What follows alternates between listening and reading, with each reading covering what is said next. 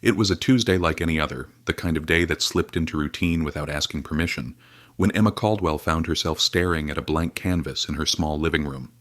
She had been sketching all morning, her hands smudged with charcoal, her mind clouded with the heavy fog of unpaid bills and a nagging sense that she was failing her daughter.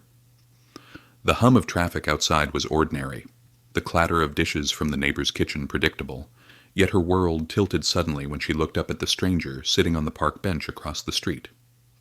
Something about his posture, the way he held his shoulders as though carrying invisible weight, compelled her to pick up her brush and capture him. She didn't know then that sketching his soul would unravel the threads of her life and weave them into something unrecognizable. What happens when the act of seeing someone else clearly forces you to see yourself? Emma Caldwell had always lived with a quiet ache, the kind that people couldn't notice unless they leaned close and studied the lines on her face. She was 34, the single mother of a bright-eyed girl named Lily, who was 8 and carried joy in her laughter, like it was her secret weapon against the world. Emma worked part-time at a bakery down the street, waking up before dawn to frost pastries and sweep flour from counters, then rushing home to prepare Lily for school. The rest of her day was carved into fragments, some devoted to chasing freelance work like designing flyers for local shops. Others spent wrestling with canvases that reminded her she still wanted something bigger than survival. She had once dreamed of owning a gallery, of filling white-walled rooms with colors that spilled from her imagination, but that dream had slipped into the background like a painting turned to face the wall. Her apartment smelled faintly of coffee and turpentine. She kept her art supplies tucked neatly in the corner because space was scarce. Yet even in the cramped two-bedroom unit, she made sure Lily had a place to scatter crayons and books. Money was always short, so Emma wore thrift store clothes and stretched meals into leftovers, but she shielded Lily from the harshest truths. She wanted her daughter to believe the world was kind. Nights were the hardest, when silence magnified her loneliness. She sometimes sat at the window with a cup of tea gone cold, staring at the city lights and wondering if she would ever be more than just a woman struggling to stay afloat. The stranger in the park became her secret obsession. His name, she later learned, was Adrian Hayes, though she only called him the man with the sad shoulders in her mind for weeks. He came often, always around the same time, dressed in suits too fine for that ordinary park, his hands clasped together as though tethered to thoughts he couldn't release. Emma sketched him first in quick strokes, then in longer sessions when Lily was at school, capturing the way his gaze seemed fixed on something distant. She didn't expect him to notice her, not until the day their eyes met across the street and held for a moment too long. That moment was the spark that shifted everything. Adrian was not just a stranger. He was a man whose name appeared in magazines Emma could never afford to buy. He was an architect of international acclaim, the kind whose buildings touched skylines and whose ideas carried weight in boardrooms filled with glass and power. Yet here he was, sitting alone on a worn park bench like a man searching for something he had lost. Emma didn't approach him immediately. She was too aware of the gap between their worlds, too conscious of the paint under her nails and the bills stacked on her kitchen counter. But she kept sketching, and in her sketches she found him not as the world knew him, but as he seemed, lonely, tired, human. One afternoon Lily bounded into the apartment holding Emma's sketchbook, giggling as she flipped through the pages. "Mom, who's this man? You draw him all the time." Emma tried to laugh it off, but her cheeks warmed. She hadn't realized how many pages Adrian had filled. Lily's curiosity planted a seed of courage in Emma, and soon she began to wonder what would happen if Adrian ever saw himself through her eyes. The thought scared her, but it also pulled her toward him like gravity. The encounter came on a rainy day when the bakery had closed early, and Emma, soaked from the downpour, found herself clutching her sketchbook as she crossed the street toward the park. Adrian sat under an umbrella, his suit immaculate despite the storm. Her heart hammered as she approached, her voice trembling when she spoke. I've been sketching you," she said, her words barely audible over the rain. Adrian looked at her with a mixture of surprise and curiosity, his gray eyes searching her face. "May I see?" he asked simply, and Emma's world tilted again. Showing him the sketches felt like peeling open her chest. Adrian studied them with quiet intensity, his fingers brushing the paper lightly as though afraid to smudge it. "You see too much," he said at last, his voice low. Emma braced herself for rejection, but then he added, "No one has ever seen me like this." That moment, fragile and electrifying, tethered them to each other. They began to talk in small doses, Emma stumbling over her shyness, Adrian revealing bits of himself like puzzle pieces. He told her about the buildings he designed, the cities he traveled, but also about the emptiness that trailed him despite his success. She told him about Lily, about the bakery, about the dream she had buried because life had demanded too much. Their conversations grew into something Emma hadn't expected. Adrian began visiting her apartment, where Lily welcomed him with the unfiltered joy only children possess. He admired Emma's paintings, running his hand along the edges of canvases she had stacked against the wall, insisting that her talent was more than just a pastime. "You have something the world needs to see," he told her one evening as they sat on her worn sofa, Lily asleep in the next room. Emma shook her head, overwhelmed. "I can't even pay my rent on time. A gallery is just impossible." Adrian's gaze was steady. "What if it isn't?" He offered to help, not with charity but with belief. Adrian had connections, influence, and resources Emma could never dream of. He suggested opening a small exhibition, testing the waters, letting people see the world through her brush. Emma resisted at first, her pride colliding with her fear.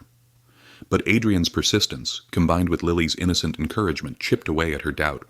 Slowly, Emma allowed herself to imagine it, the possibility of stepping out of survival and into creation.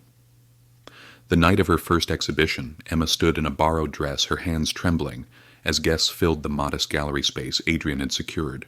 Her paintings lined the walls, each one telling fragments of her story: loneliness, resilience, love for her child. People lingered before them, whispering, nodding, asking questions that made her feel both exposed and alive. Adrian stood beside her, offering quiet reassurance, but it was Lily's proud little smile from the front row that anchored her. For the first time, Emma felt seen, not just as a mother struggling to get by, but as an artist with something to give. Yet transformation was not smooth. Success brought attention, and attention brought pressure. Emma wrestled with the fear of losing herself in Adrian's world, of being defined by his wealth instead of her art. There were arguments, tears, nights when she doubted whether she deserved any of it.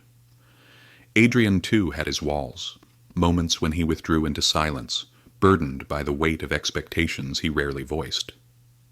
Their bond deepened, not through perfection, but through the raw honesty of those struggles. Emma learned to demand space for her own voice. Adrian learned that strength was not always measured in structures of steel and glass, but in vulnerability shared across a kitchen table. Over time, Emma's life shifted in ways she could hardly believe. She moved into a larger apartment where Lily had her own room filled with books and paints. Her exhibitions grew, her work traveling beyond their city. Yet she remained grounded, still cooking simple meals, still sitting at her easel late into the night, still reminding herself that art had saved her long before Adrian had stepped into her life.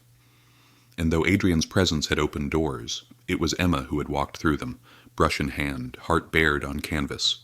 Years later, on a quiet Sunday morning, Emma sat by the window with Lily, now a teenager taller than her mother, both sipping tea as sunlight spilled across the room.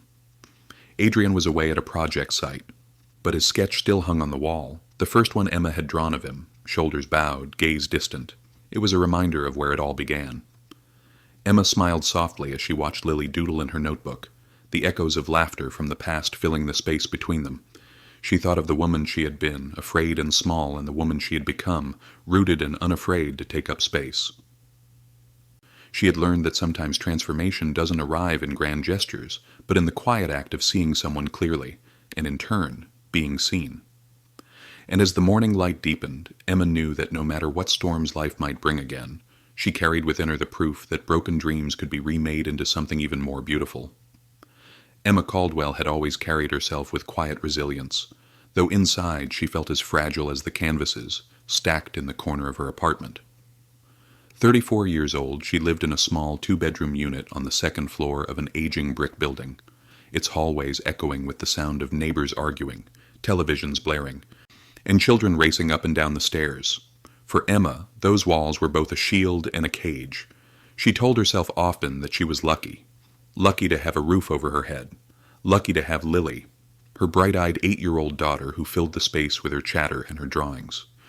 But when the lights went out at night and silence crept in, Emma's chest tightened with the weight of everything she didn't say aloud.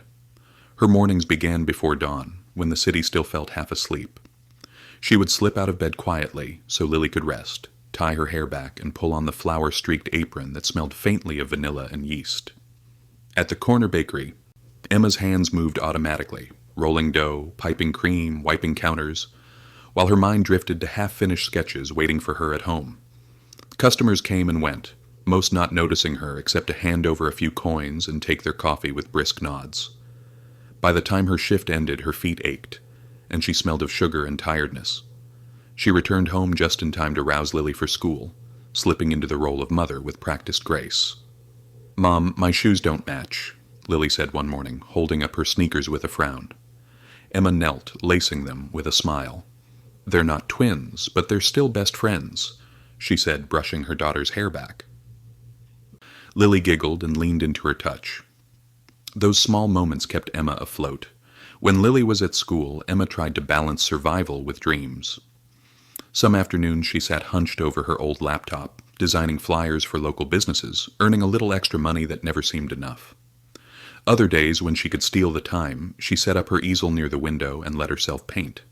Her canvases told the story she couldn't voice. Loneliness painted in shades of gray, resilience in strokes of deep blue, fragile hope in dabs of gold. She imagined one day filling a gallery with her work, people standing in hushed awe before her colors. But then the sound of the mail slot snapping shut reminded her of overdue bills, and the vision collapsed. Still, Emma clung to the dream quietly. She tucked it into the same part of her heart where she kept memories of her mother, who had once told her, "Your gift is how you'll speak to the world." Losing her mother young had left a hollow space inside Emma, one she tried to fill with paint, with laughter for Lily, with long walks to the park, where life seemed slower. In truth, the park was her sanctuary. On days when the walls of her apartment felt too tight, she took her sketchbook there, letting Lily chase pigeons while she studied faces around her. The old man with the cane who fed the birds, the teenage couple holding hands awkwardly, the tired mother pushing a stroller, they all became characters on her pages. Emma believed every face held a story, and capturing it helped her forget her own. But Emma's hardships were never far.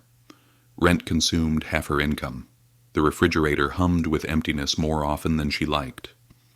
When Lily asked why they couldn't order pizza like her friends' families, Emma kissed her forehead and said, "Our food is made with extra love, even if it was just reheated soup." She carried the guilt quietly, never letting it slip into her smile when Lily looked at her. Late at night, after Lily was asleep, Emma sometimes sat by the window with a mug of tea gone cold, gazing out at the glittering skyline. She wondered if somewhere, in one of those tall buildings, people lived lives untouched by worry, where choices weren't dictated by bills and survival. Then she reminded herself that her life, however small, had love in it. She whispered promises to herself. One day, Lily will see me not just as a mother, but as someone who fought for more. In those fragile hours, Emma's dreams flickered like candlelight, unsteady, but still burning. The first time Emma truly crossed paths with Adrian Hayes, it wasn't planned. Rain had come without warning, soaking the sidewalks, washing the gray city in streaks of silver. Emma had been released early from the bakery, her apron still damp with flour as she dashed across the street, clutching her sketchbook to her chest. The park was nearly empty, but there, beneath a large black umbrella, sat the man she had sketched so many times. His presence was steady, like the way a tree holds ground in a storm. Something inside her told her to stop running, to stand still. Her heart pounded as she approached. She could almost hear her mother's voice whispering courage into her ear. She stepped closer until the soft rhythm of the rain seemed to quiet, and she found herself blurting words she hadn't rehearsed. I've been sketching you." Her voice cracked, barely louder than the rain pattering against his umbrella. Adrian looked up. His eyes, gray like polished stone, studied her with surprise but not offense. "Sketching me?" he asked, tilting his head as though unsure he'd heard right. Emma swallowed, her fingers tightening on the damp sketchbook. "Yes. You sit here often. I draw faces. Yours, it tells stories." Something shifted in his expression. Curiosity softened into something like vulnerability. "May I see?" Her chest tightened, but she opened the sketchbook. The pages fluttered in the wind until she held them still.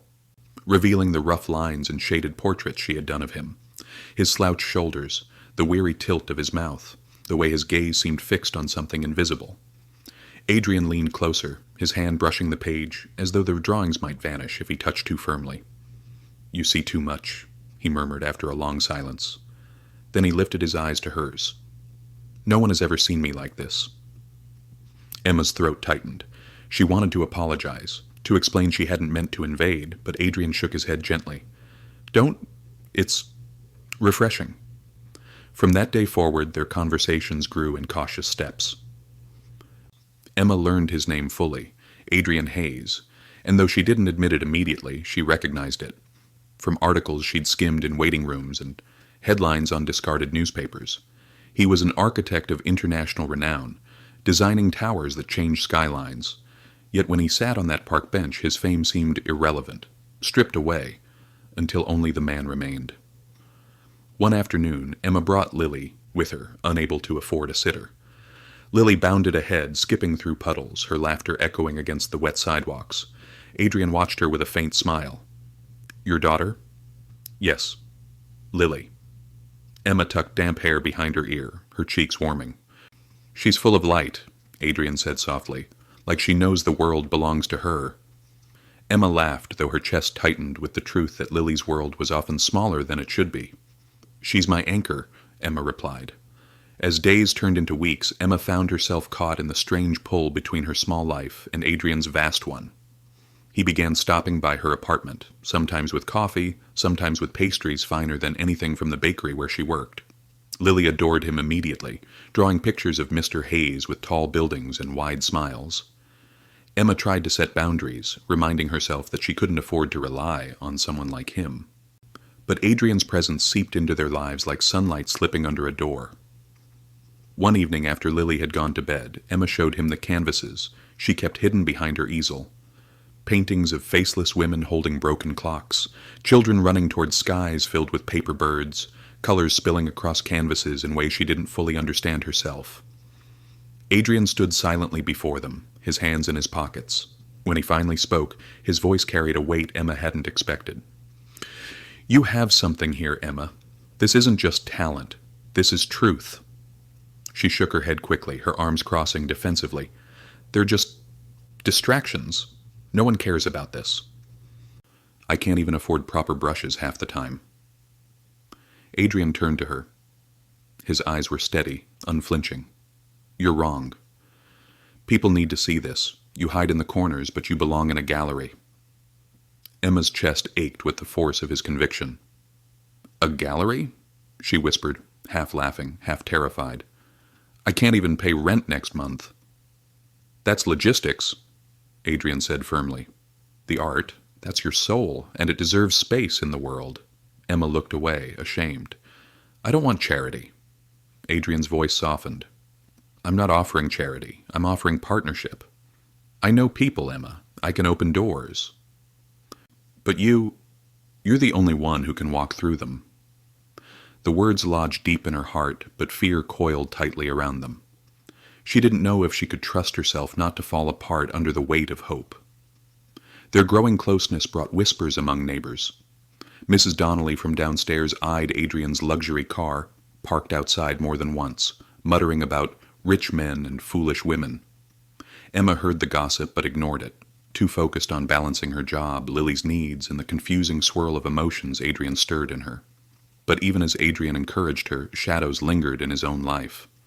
He confessed late one evening, as they sat on her sofa with mugs of tea, that his success often felt hollow. "I build monuments," he said, staring into the steam. "But I've forgotten how to build a life. People admire what I do, but no one knows who I am." Emma listened, her hand brushing against his before she could stop herself. "Maybe you needed someone to remind you," she said softly. The intimacy of their words lingered long after. For Emma, it was terrifying and exhilarating in equal measure.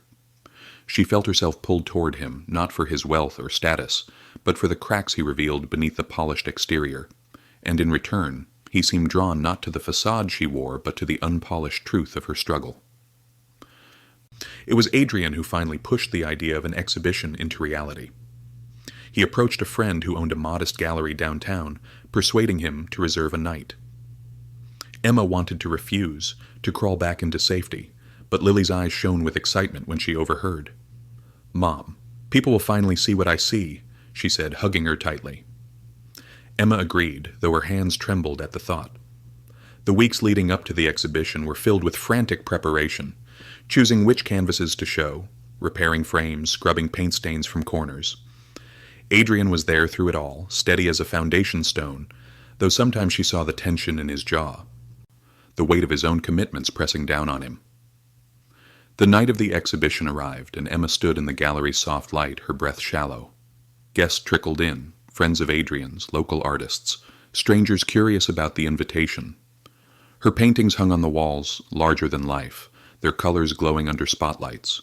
She felt exposed, as though everyone could see the fragile parts of her she had buried. Adrian approached, his hand brushing hers discreetly.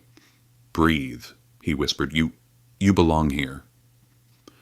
Emma lifted her eyes and saw Lily beaming in the front row, clutching a small notebook she had filled with doodles of her mother painting. Something inside Emma steadied. She stood taller, met the gazes of strangers, and let herself believe, just for that night, that maybe Adrian was right, that her art had a place beyond the corners of her small apartment.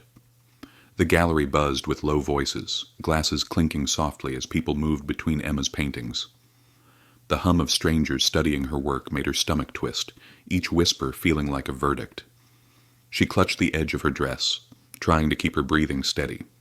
Lily clung to her hand at first, but soon skipped away, proudly showing visitors which paintings were her favorites. Her voice bright as she declared, "My mom made this one." Emma forced a smile, though inside her chest ached. What if they saw the flaws? What if they realized she was just a woman who painted between bakery shifts, pretending to belong among real artists? She overheard fragments of conversation. "This piece, it's raw. There's so much pain in the colors. Who is she? I've never heard of her." Every word was a pinprick, both terrifying and strangely validating. Adrian moved through the crowd with ease, shaking hands, introducing Emma with quiet pride. "She's the artist," he said firmly each time, as though daring anyone to question it. When their eyes met across the room, his gaze was steady, grounding her. But it wasn't until a woman in a flowing red scarf approached Emma directly that the night cracked open. The woman studied the canvas nearest them, one Emma had painted in a sleepless night, the faceless mother holding a child shaped like light. "This one," the woman said softly, her voice trembling. "This one is mine. You painted my story." Emma's throat tightened. I only painted what I felt." The woman reached for her hand. "No. You painted what so many of us feel but cannot say. Do not stop." Tears pricked Emma's eyes. The validation she had never dared to crave washed over her, too much and too beautiful all at once. When the night wound down and the gallery emptied, Emma slipped outside, the cool air sharp against her flushed cheeks. She leaned against the brick wall, trying to calm her racing heart. Adrian followed a moment later, his jacket draped loosely over his arm. "You did it," he said quietly. "They saw you." Emma shook her head, her eyes brimming. "I almost couldn't breathe in there. I felt like an imposter, Adrian. Like at any moment someone would call me out, say I don't belong." Adrian stepped closer, his voice firm. "You belong more than anyone. Do you know how rare it is for art to cut through the noise, to reach someone's soul the way yours did tonight? I've spent years designing monuments of steel and glass, but your work makes people feel alive." Emma's tears spilled freely. "Why me? Why are you doing this?" "You could help anyone." His jaw tightened, his expression unguarded. "Because I see myself in you. Everyone looks at me and sees success, brilliance, certainty. But inside, Emma, I've been hollow for years. My buildings are admired, but no one has ever looked at me the way you did in those sketches. You saw the cracks. You saw the weight. And instead of turning away, you drew me. You gave me back to myself." The confession hung between them, electric and raw. Emma's breath caught, her fear and longing colliding. For so long she had carried herself as though smallness was safety. But Adrian's words carved something open in her chest, daring her to step into the space she had always denied herself. "I don't know if I'm strong enough," she whispered. Adrian reached for her hand. his grip warm and steady. "You are. I promise you, you are. And you don't have to do it alone." For the first time in years, Emma didn't flinch from the possibility of hope. She let herself meet his gaze fully, no longer hiding behind modesty or fear. In that moment, standing in the glow of streetlights with the night air cool on her skin, Emma felt the world shift. Not because Adrian promised her support, not because strangers praised her work, but because she finally realized that she'd never been painting to survive. She had been painting to live. The weight of years of silence lifted. Her tears turned into laughter, shaky but real, as she squeezed his hand back. "Then let's see where this goes." Adrian's smile, rare and unguarded, broke across his face. "Together," he said simply. The city hummed around them, indifferent to their quiet revelation. But Emma knew nothing would ever be the same again. The weeks after the exhibition unfolded like a dream Emma didn't want to wake from, though reality still pressed against her in familiar ways. She returned to the bakery, her apron dusted with flour, but customers now recognized her from the gallery. "You're the artist, aren't you?" one woman asked, her tone awed. Emma blushed, wiping her hands on her apron. "I just paint," she said softly, but inside a small ember of pride glowed, where before there had only been doubt. Adrian visited often, though never with the extravagance Emma had feared. He didn't arrive bearing jewels or promises she couldn't trust. Instead, he came with takeout containers and quiet questions about her next canvas. Lily adored him more each day, dragging him into board games on the living room floor, insisting he taste her experimental hot cocoa recipes. Emma watched them sometimes from the kitchen doorway. Her heart caught between wonder and fear. She had built a life of survival on her own. Could she trust herself to lean into this new rhythm, this unexpected sense of family? One evening, after Lily had gone to bed, Emma and Adrian sat side by side on the balcony, the city lights flickering like stars below. Emma held a mug of tea while Adrian nursed a glass of wine, his tie loosened, his posture softer than the world usually allowed him. "Do you ever regret it?" Emma asked suddenly, her voice low. "All of it, the buildings, the fame, the distance it creates?" Adrian thought for a long moment. "I regret the silence," he admitted. "I regret that I let my work become a shield. It gave me everything except connection, and when I saw your sketches, I realized I'd been starving for someone to see me, not my success." Emma's throat tightened. "And what if I can't carry that?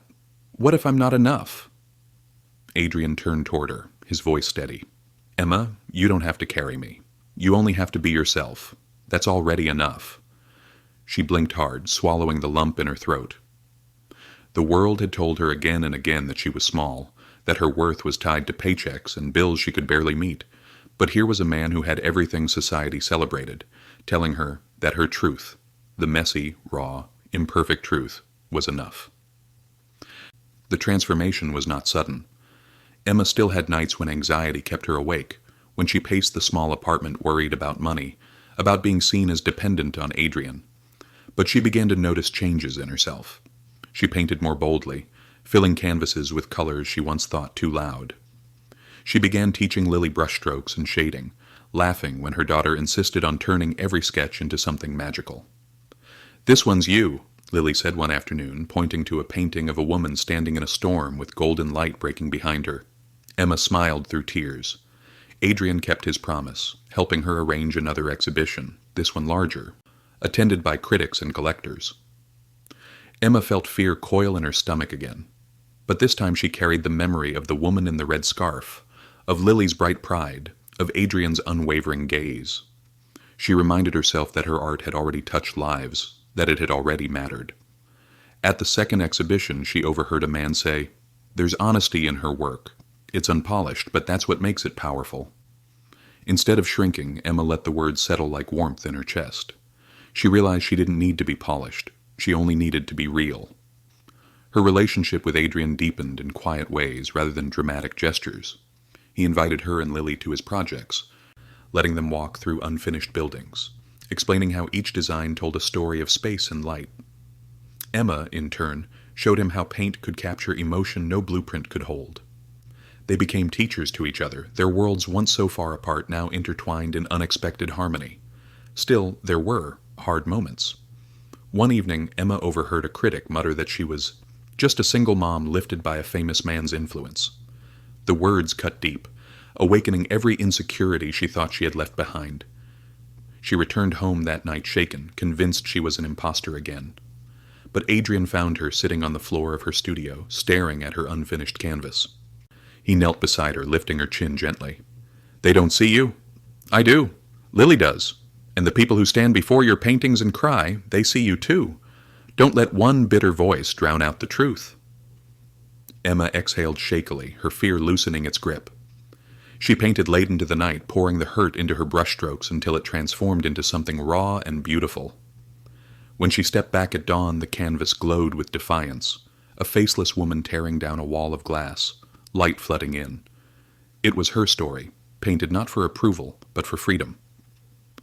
By the time the sun rose, Emma realized that the new world she was living in was not one Adrian had built for her. It was one she had built for herself, with his presence simply reminding her she could.